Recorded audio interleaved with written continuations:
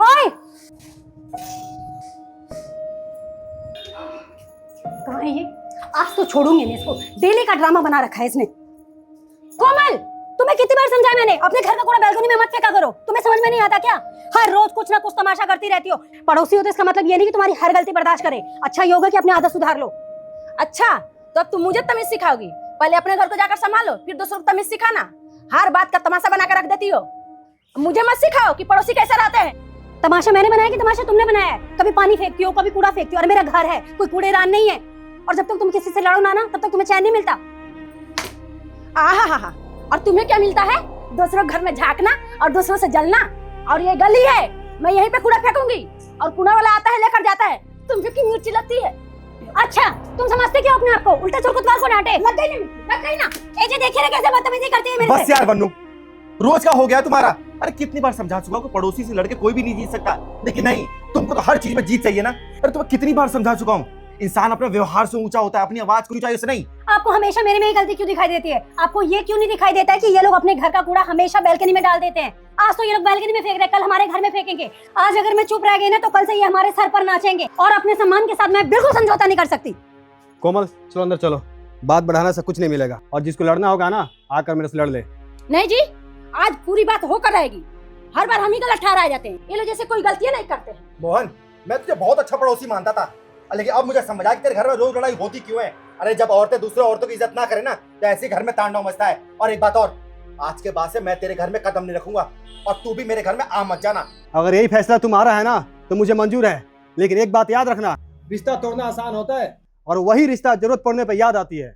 जरूरत? अरे मुझे किसी की जरूरत नहीं है, मैं अपने परिवार के लिए काफी हूँ।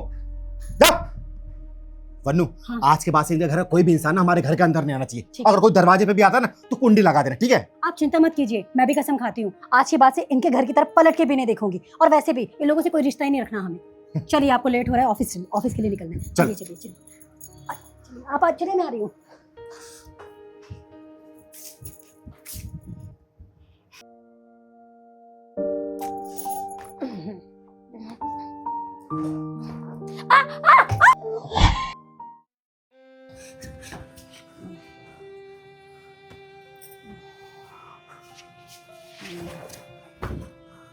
वन्नू, वन्नू, आप ठीक हो ना? ठीक हो ना? हाय जी, आज अगर ये दोनों नहीं होते तो शायद मैं जिंदा नहीं बचती। वन्नू, मैं आपको सुबह छोड़कर ऑफिस गया था और अभी इस हालात में पा रहा हूँ।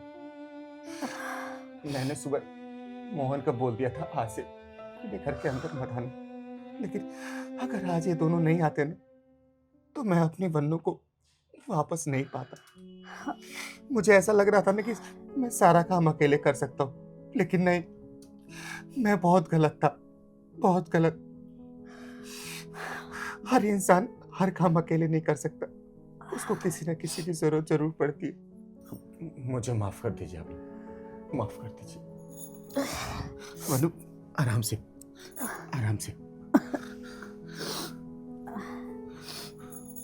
आदित्य, मैं तो गिरते बेहोश हो गई थी, लेकिन ये दोनों अचानक से आए।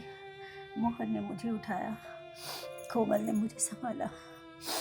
मैं जिनसे नफरत करती रही, आज उन्हीं लोगों ने मेरी जिंदगी बचाई।